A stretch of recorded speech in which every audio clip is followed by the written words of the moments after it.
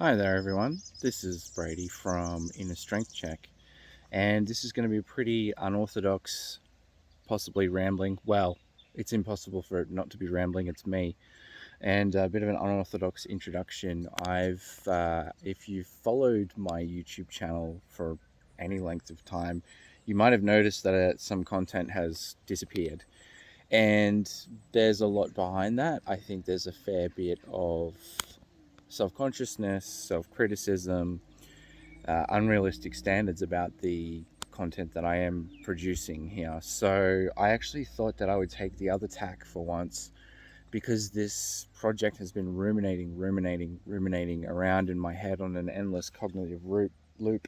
And part of that is due to the way that I'm wired.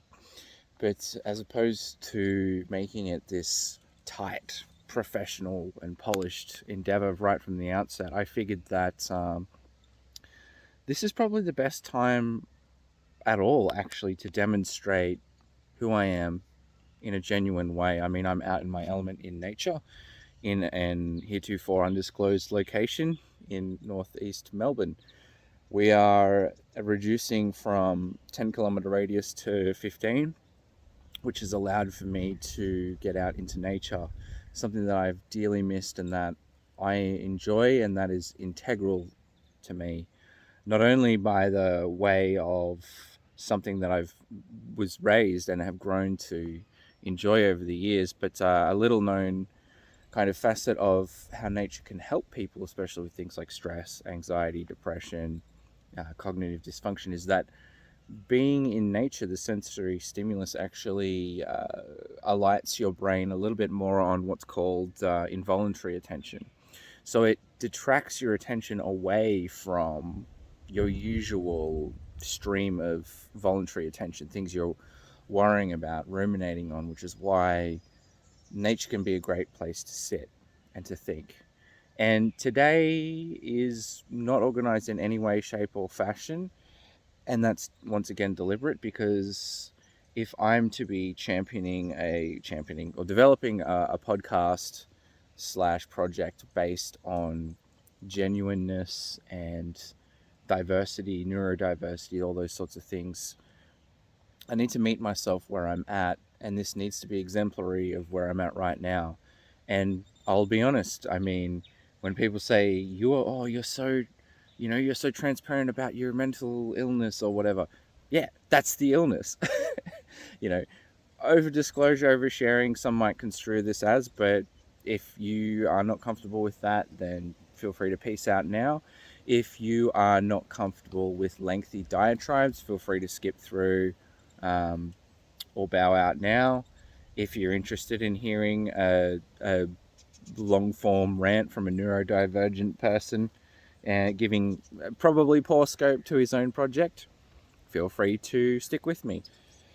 So I've got some scratch notes here from my little bullet journal, another tool in my arsenal of analog things that I need to kind of help leverage functioning in a digital age. So what you've stumbled across here is a what's intended to be a multimodal project. So in a strength check, first of all, it's a bad pun. Strength check. Tabletop role playing, you can be asked to perform a strength check, right? And this is a project of mine that kind of straddles my educational background, my professional identity, but more so my lived experience of recovery and recent hobbies and things that I've gotten into. And I was very reticent to put out any content because I have this perception that it needs to be of a certain value. And I think a lot of the podcasts that I currently enjoy, the irony is that a lot of the podcasts that I enjoy, stuff like Lions Led by Donkeys, Behind the Bastards, Knowledge Fight, QAnon Anonymous, just weird stuff, niche stuff about bastards in history, or just real out there events and people and movements. Those, you can tell, have a thorough backing in research, but it's not overly, I guess, anal retentive, and it's funny and it's fun and it's more of a dialogue than what this is. But I do hope to have a dialogue with a lot of people here. But I guess there's been a lot of reticence on my behalf because I've been listening to a lot of podcasts and vlogs on how to make a podcast and a vlog, and it's been pretty demotivating, to be honest. And I think that a lot of what I'd forgotten there is that a lot of this information and advice is probably oriented more towards the commercialization of one's content. Look, I have a day job. I'm a social worker. It's a busy role. It's a stressful role. It's an emotionally draining role. It's rewarding, but it's all of those things. So I have to meet myself where I'm at with my energy, especially at the moment. At the moment, I'm on annual leave, which I almost kind of consider sick leave for my mental health at the moment. I've had a pretty rough year, as we all have, I think, with COVID and the current pandemic context. And I won't focus too much on that because I think that's preaching to the converted. But I had a recent diagnosis, oh God, it's October, so nearly a year ago, of inattentive type adult ADHD, formerly known as adult ADD. And alongside my diagnoses of bipolar, whether that's type 1 or 2 remains to be seen, and generalized anxiety disorder, amongst other things in my soup of, you know, diagnostic DSM criteria. It's funny actually. The old saying, there's two types of people, the diagnosed and the undiagnosed. I think it's beneficial in the aspect that a lot can be captured. Perhaps there are some ulterior motives there in terms of broadening the scope of psychiatry as much as humanly possible to capture people for treatment. Not a bad thing, but that's another chat for another day. I'm not anti-psychiatry. In fact, the reason that you'll see me ranting here today is actually because I'm between professionals and don't have my ADHD medication, and that means that the executive boardroom up here, the gatekeeper that normally inhibits those responses and says, might be time to change topics or might be time to just settle down here. Maybe don't jump in with that impulsive thing you're about to say and embarrass yourself. That guy is he is also on sick leave. Whoever, the executive boardroom of the front right of my prefrontal cortex, they're on vacation, which means that I have a lack of blood flow to that part of my brain, which means that my brain is therefore craving dopamine because I'm not producing as much. Now, with the bipolar, I have too much salt in my head. It's true. And I'm on anticonvulsant epileptic medication to reduce the amount of salt in my head. If you don't believe me, there's empirical science behind it. And I guess the reasoning that is behind this is because we often think of things related to neurodiversity. You know, you might often, a lot of the discourse around bipolar is that, oh, they had bipolar because they have drugs. And that doesn't really, because they're taking drugs, that doesn't really capture the congenital nature of those illnesses. Bipolar is congenital. You don't just suddenly have bipolar. You have prodromal symptoms, and you can have triggers. Some people have the wiring to be on the bipolar spectrum, and or ADHD. It's just that life circumstances or triggers or what have you may mean that some it goes amiss in some. But I won't get too much on my soapbox about mental health and neurodiversity in this episode because we'll never get to the introduction.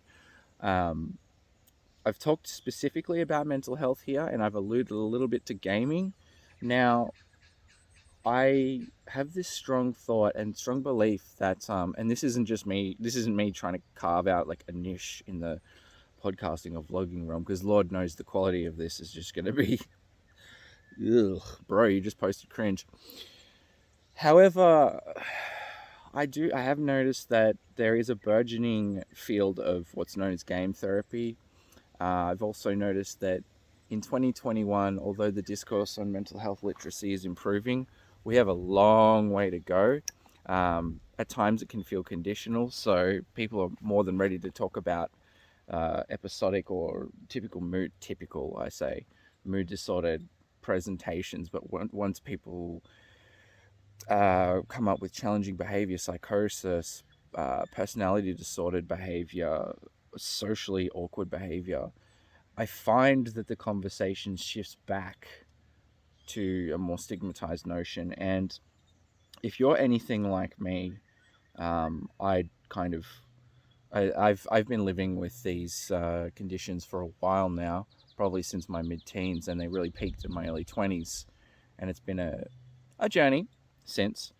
I think that if you're one that is in any sort of regular psychological care and treatment for anything, really, it doesn't have to be a neurodiverse condition or a severe psychiatric condition, but I think given the systemic factors that were long pre-existing before the pandemic but have only just been highlighted so much more to the general population, the failings or the challenges in neoliberalized healthcare, especially mental health care, the manualization of treatment as is convenient for test retest reliability in academic studies. We could go on forever.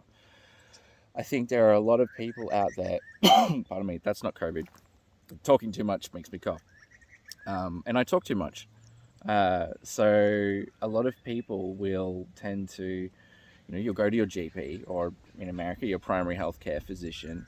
You'll state that you're depressed, and often it's because of these structural factors. Or there could be a longer term underlying condition that is actually the driver of this. And the first line response is, yep, we'll get you in with GP, psychologist, whoever. Let's get you on this antidepressant medication. For me, that's the worst possible thing to have ever happened, because antidepressant medication is infamous for being petrol on the fire of manic episodes. Anyway, we won't get into that today. What I'm trying to highlight is that the conversation around mental health, I think, is, well, very, very important. A lot of that corporatized well-being and the more manualized treatments, I think, have left a lot of people, whether long-term consumers or just someone seeking help in a time of crisis, to be distrustful or felt let down by the mental health system. And it may well be that a lot of these longer form approaches, such as psychoanalytic therapy or schema therapy or what have you, versus these few sessions and done, manualized by the book, homeworky sorts of treatments, they may work for a lot of people, but there's people out there that may not work for.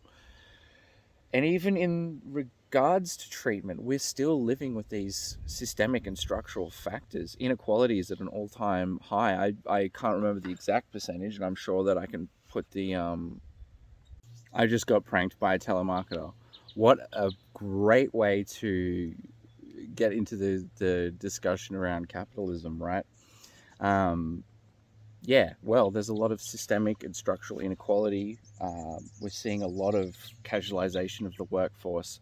Housing affordability is at an all-time low, especially for the millennial and Gen Z generation.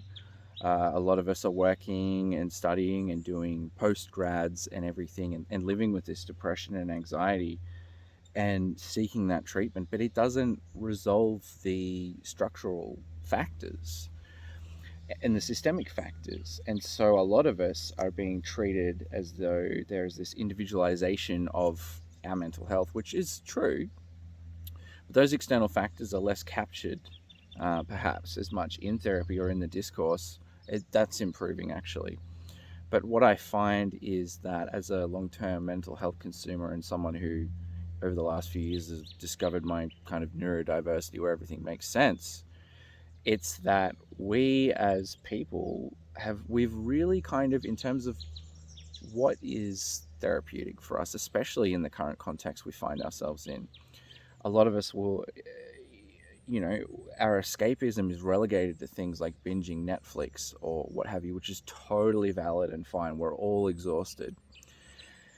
But I find that for me, again, going back to that dopamine sort of, not hypothesis, but what it is, I need more engagement than that. I need more enrichment than that. Passively consuming endless YouTube videos like this one, it's not enough. I can't get enough of it, and a lot of us can't because of the addictive mechanisms behind a lot of apps and things like that. Another conversation for another day. But there's this yearning and this feeling, and it's kind of almost imperceptible.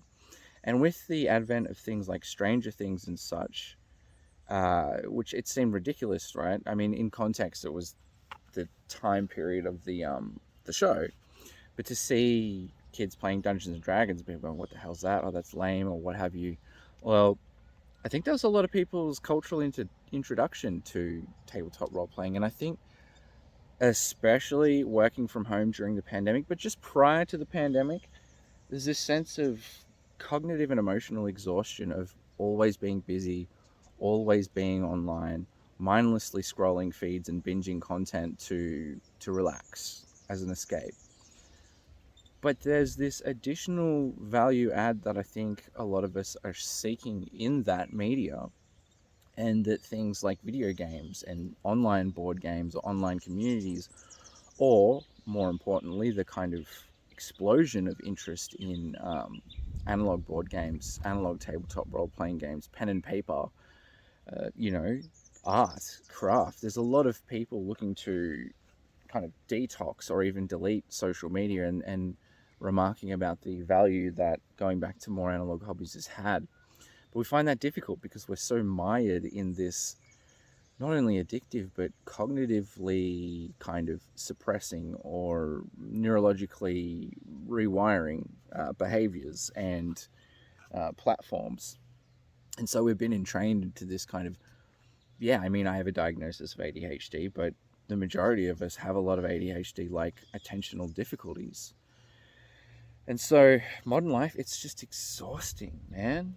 Um, but I find that alongside the exhaustion, alongside kind of just gaming to escape and whatnot, there is this need in, especially in a secularized society, and one where it's hard for me to do creative work because I'm depressed and exhausted all of the time. My baseline is slightly shittier than the average person, and probably that person's mildly depressed, and it only goes up or down from there. And when it goes up, it's not fun. I had a recent mixed episode, and I was pretty worried about myself, as were quite a number of people. Again, another topic for another day. But yeah, I think there's this yearning in a secularized society, not so much for religion, but although if you look at certain movements, say as QAnon, there is a very non-secular backing to that, which demonstrates, I think, widespread social isolation, and a yearning not so much for spirituality, but for innate creativity. And although we're kind of, most of us are on the lower rungs of Maslow's hierarchy and we're just trying to survive, there is that next kind of step in the ladder of social support and relatedness that we want. But we also want agency and creativity and autonomy and catharsis and expression, because this is constant. The news is a constant deliberate cycle of outrage. There's constant polarization on social media. We're constantly fed addictive things through the algorithm, especially those that are there's quite a bit of proof that a lot of big tech outlets actually funnel negatively engaging content to consumers, because that is what actually holds your attention. Because of our brain's inherent negativity bias, we attend to negative stimuli for longer physiologically than what we would to positive stimuli. And I'll find some references for that in the show notes. Jaron Lanier has some interesting thoughts on that. So I really haven't introduced what this project is, but obviously there's going to be a lot of discussions around mental health and getting into the board gaming and analog and that sort of thing. Part of my journey has been, as someone who actually has a diagnosed form of dyscalculia now, dyslexia as well, maybe. I really struggle with things like logic and computational thinking. And I actually have a specific learning disorder of mathematics brackets computational. And tabletop role playing, for instance, and board games, a lot of modern board games, they rely heavily on that sequential logical thinking, on mechanics, on crunch, as they call it. And I find that really difficult to deal with. And when I think about hobbies like GMing, game mastering, the things that allow me to have skin in that game are things like accessible tools, random generation, let's plays, simpler systems. Although I do delve in kind of more kind of, I guess, mathematically crunchy, so numbers crunching things like Battletech and stuff like that. I have a lot of struggles with playing and mastering tabletop role playing games, but it's the most, alongside playing bass, which I love, and I also have some hang-ups on, it's the most interpersonally rewarding experiences I've ever had. And it really does provide a socially supportive and enriching environment where to explore that catharsis, that creativity, that relatedness that, according to the World Health Organization, social support is the biggest predictor of health, independent of a lot of most physical conditions, even extremely serious conditions. We're talking things, cancers and things like that, and I'm more than happy to do separate episodes on that, and I will, because I really want to drive home that I think one of the drivers um, of this movement is that people are just seeking support, because we have large friendship groups online. We relate a lot to YouTubers and podcasters, but there is this just additional depth that even seeing someone on Zoom or chatting to someone on the phone can really provide. And a lot of these role-playing games, or even war games where you're against each other, or board games, there's that collegiality, there's that social support, and there's a lot of kind of memories and thoughts and things that emerge from that. And I've recently got into, due to being in perma lockdown here in Melbourne, fingers crossed, not for much longer, um, solo wargaming and role playing, and that's kind of the next step of nerdiness, right? Um, but for me, I find that I get good feedback about the games that I run, or my playing in tabletop role playing games, or how I've picked up a board game, or the expressiveness or the story. And I don't focus on that because I'm a very self-critical person with extremely unrealistic standards for myself, and not as a product of who I am. That's not who I am. That's more the depressogenic thinking and some kind of self-schemas that I'm working on at the moment in aforementioned schema therapy. But yeah, I do hone in with the brain's negativity bias on what I do wrong, and I've quit game GMing a couple of times due to just not being able to cope with this perception that I'm not good with remembering all the rules or crunching the numbers, even though friends and players have unanimously, at least to my face, said that they've enjoyed the game, and I've had a good experience. And I prefer running games because I love that emergent creation of the world. And in terms of video games, I love things like Kenshi, where the storyline emerges from itself and it's not self-contained in a linear process. And that obviously, I think, mirrors my modus operandi of how my brain works. And so there are so many skills that are inherent in things like being a musician. You need the kind of the tactile responsiveness, and then going back to GMing, even just being able to roll dice, but then being able to perform those computations. I know music has just come out of nowhere, but I did mention bass before.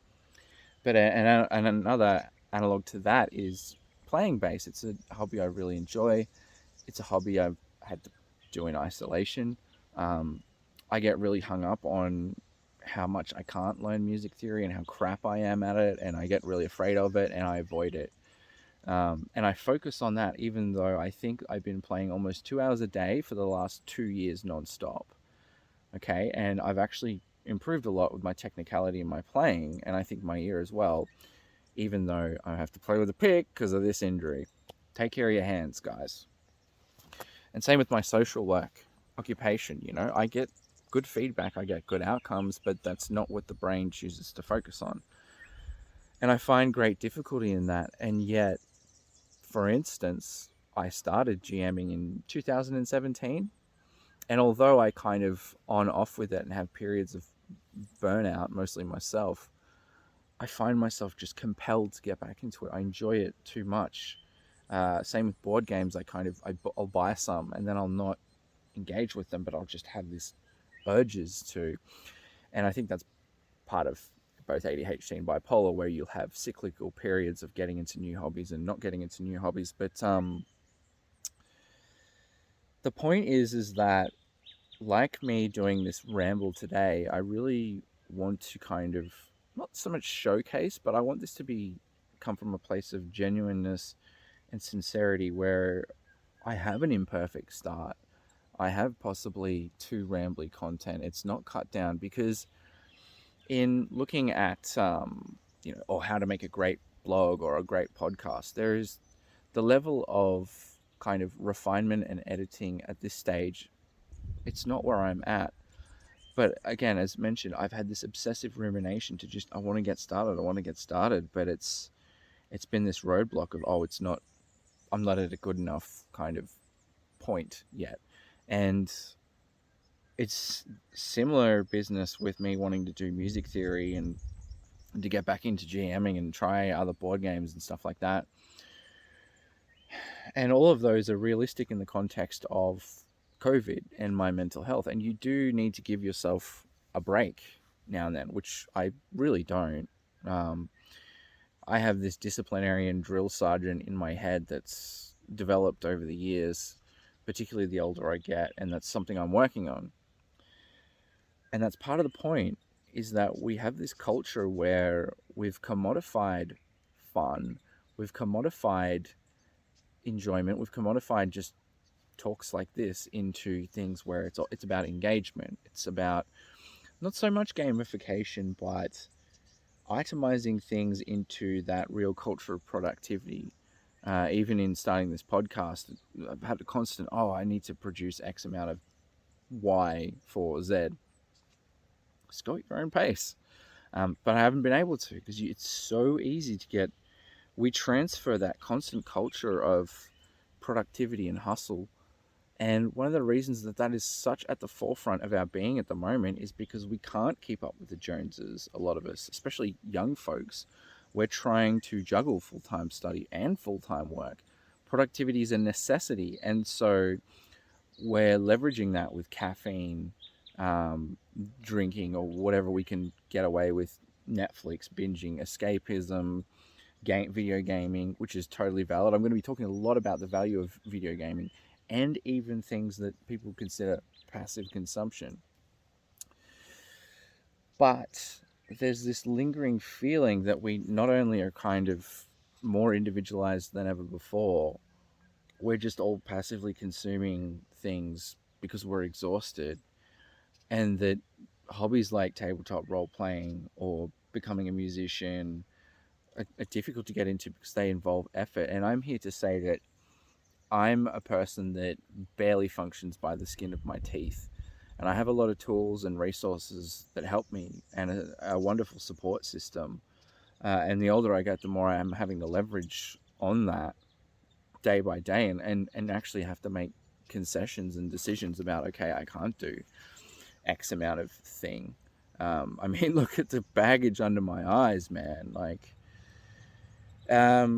so I think it's an honest discourse on my exploration through, number one, I've gotten really wrapped up in that kind of hustle culture, and it's really affected the pure enjoyment of gaming and things. But it's also been interesting in that it's held a space for me, with that kind of mindset when not problematic. It's through periods of depression I've been able to run games. Through serious anxiety or exhaustion, I've still been able to relax and do things. But a lot of that is due to the advent of modern technology. I'm probably sounding a little bit Luddite by now, but my God, the amount of tools and videos that have really provided that external scaffolding and structure and direction that I need, due to the way that I think, due to the way that I'm wired, and due to my psychosocial functioning.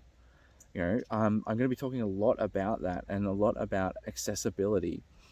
Now, when I say accessibility, I do want to discuss diversity. I really do. Diversity and intersectionality, especially. So intersectionality is the kind of the confluence of multiple protective or risk factors. So, for instance, let's give a less than nice example. A lot of our, unfortunately, due to our poor efforts in closing the gap, a lot of our uh, Australian and Torres Strait Islander First Nations peoples have an ingrained additional layer of risk for things like family violence and homelessness in the general population. You start stacking these things. And with intersectional disadvantage, I think comes more of a need and an onus to return to non-traditional therapies or alongside traditional therapies, medication, all those. We need to build in these adjuncts, not all the time and run ourselves ragged, do as I say, not as I do. But there is a real yearning for that return, and call it spiritual, call it emotional, call it creative. For me, I don't know, I'm philosophically existential humanist, but also pretty nihilist. So I don't feel it has a spiritual backing, but there's this yearning in me, and I have a brain that is driven by impulse and a desire for dopamine that is, and a lack of a gating mechanism and a wavering moods. And when we're talking moods, we're talking over the periods of months, years, up and down. Um, that lends itself to, I think, some advantages or some positive aspects. And I want this project to be exemplary of that, and to be exemplary of the fact that I walk alongside me and I'll show you that even through a lot of pain, trauma, self criticism, systemic frustration, the the perils and the pitfalls of modern day life and the pandemic, that you can still engage in hobbies. And not just using myself as an example, going back to intersectionality. Excuse me, I got to get a drink. Oh yeah. I'd also like to comment that these are all within the context of communities, hobbyist communities, or the idea of building up disadvantaged community. There's a lot of work happening at the moment through a game therapy network that I'm involved with, and a lot of that is building up social skills, but also leadership, community leadership, and self-sustaining communities. I'm a big fan of community development, and I'm a big fan of bottom-up processes. Participatory action, research, and self-determination are very, very core to the kind of social work side of my theoretical leanings. Um, and I really do see value in that. And I think that's the more important aspect, actually, is that in the absence of a sense of community prior to the pandemic, but especially since, and look at the things that have happened with people rallying together for positive causes or just strange, troublesome things. And a lot of that is, a community offers a sense of refuge, of catharsis, of like-mindedness. And within certain communities, you'll find correlations and constellations of folks. And often these more kind of, I guess you could say, niche communities, you'll find a lot of diversity, and you'll find that particularly neurodiverse folks may tend towards certain communities that are based on artistic expression or creativity or fringe hobbies, because that's what interests us. I mean, a personal example just from yesterday, I was in line waiting for a coffee, and Blessed Coffee, the stimulant that pretends to do a job by blocking the I'm tired neurotransmitter adenosine until the end of the day when you crash. I was in line, and I just remember someone talking about going to the bank and, you know, the name of the teller, and they made a withdrawal. And yeah, it's probably boring to the average person, but I can't function like that. Like, to the detriment of even things like my client, not to the detriment of the client work or just discussions and awkwardness. Like, I have to D&M, I have to get into those, not talking like tabletop role playing during a business meeting or a work meeting. It's more the urge to branch out into that more philosophical, exploratory territory has always been there. And, you know, a lot of us function that way. It's like, you know, certain friends I have will start with a D&M. There will be no small talk. And I find I'm difficult with small talk, and my social skills are pretty even with all the years I've been in human services, since 2008 at least, and since 2017 as a professionally registered social worker, I've always needed to remind myself to have that small talk. Um, because I just, yeah, it's, and things like video gaming and role playing provide a shared context for people that want that engagement with having that nourishment and sense of community and social support, but with the backing of fantasy, science fiction, video gaming, blowing things up, creating things. To have that there provides that kind of emancipatory release and that sensory stimulation. And a lot of people don't function that way. So, initially I did think that my purpose here was to reach as general an audience as possible, but now I'm thinking that's in error. Um, Without wanting to do the kind of corporate or carve out your niche, I actually do think that this project is probably going to be more aimed within the realm of folks living with a mental illness, folks identifying as there goes my voice, neurodiverse. My voice cracks a lot when I talk too much, by the way. I end up sounding like the guy from Krusty Burger. But yeah, initially I thought, this can be something I can spread out to the general population. But if you've gotten this far, you're interested, or if you've skipped this far, you're interested. And this is probably too long for anyone, but oh well. This is me. This is honestly who I am. And going back to diversity and intersectionality, I want to explore LGBTIQA issues. I want to explore cultural and linguistic diversity. I want to explore physical disability.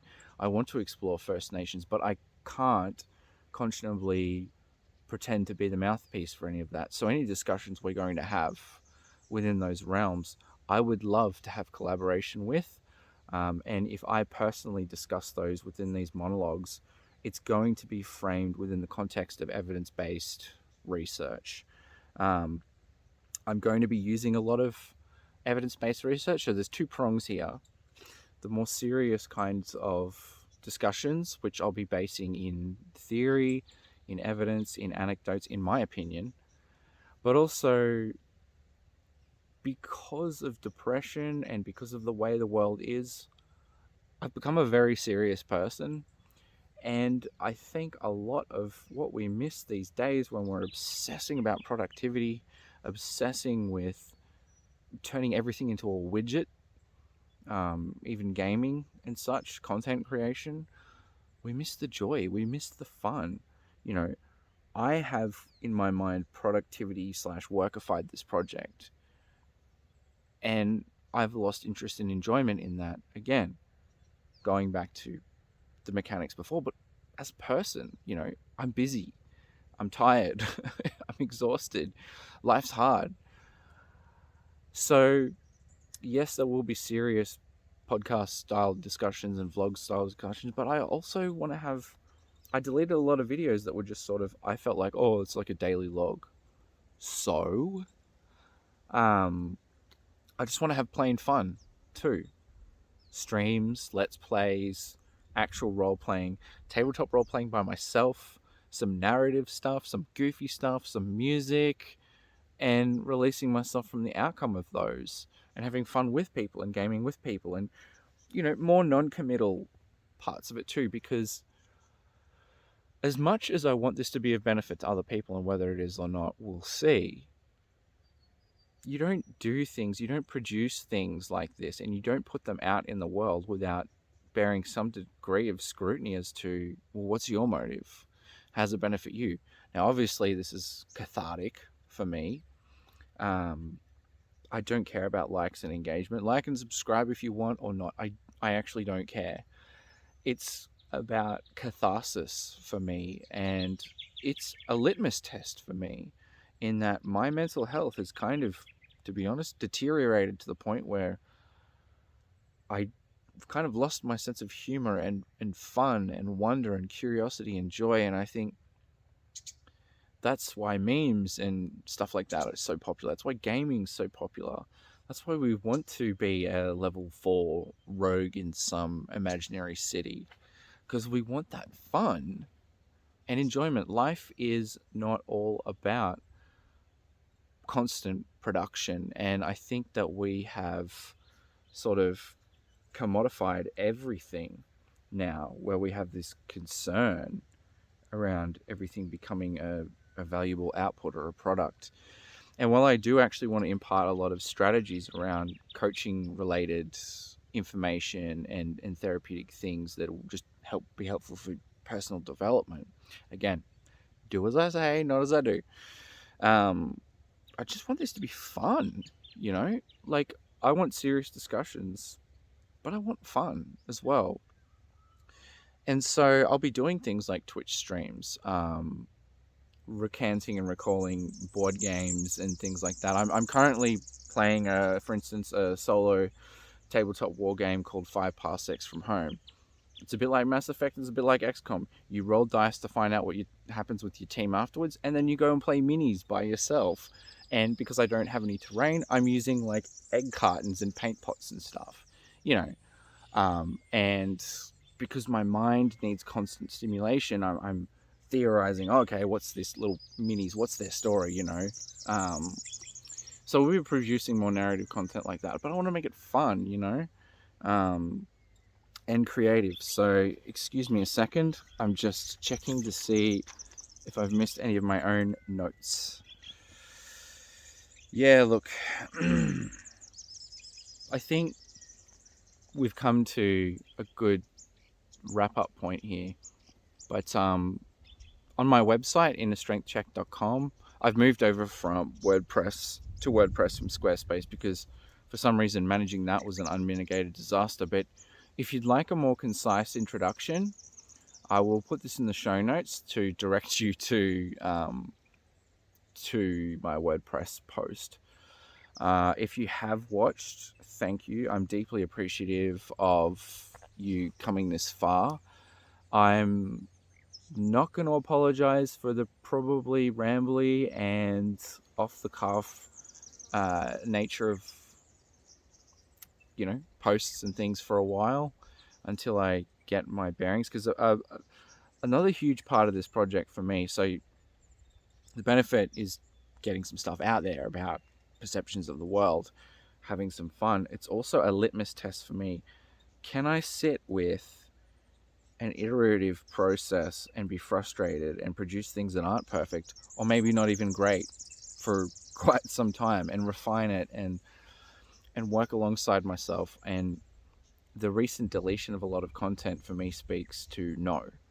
But I need to get this out of me. I need to say these things. I need to have these experiences. And I'm not doing it for likes or validation. It's just, I don't know how to explain it. It's a chest burster of things that I'm sitting with. And, you know, I'm nearly at the end of my annual leave. And it's honestly been stressful to sit on it. Of course, you can blame impulsivity and all sorts of things on that. But this has been really cathartic for me to mention. And it's probably too long an intro, but I want to get to the stage where I don't care. And the reason I care is not because I need to seek validation or input from others. It's that I need to get past these sort of unrealistic standards I've developed over time and to have something organic, entertaining, hopefully, at least not for you guys that schadenfreude watching me bumble through this. But yeah, if you're interested, I've got a Facebook page. I'm really trying to minimize my social media use, so I no longer have an Instagram. I have a Facebook page, which I'm probably going to be a little bit more active on, facebook.com/innerstrengthcheck. Same handle for Twitch, twitch.tv/innerstrengthcheck. I'm not streaming much these days, but I'll look into it. Some things, if you want to sort of get a sense of what's coming up next, I'll be putting a post up on my website about a sort of a content roadmap. And thank you for watching. I really appreciate it. If you would like to have a discussion or a collaboration, or if there's any topics you'd like for me to add.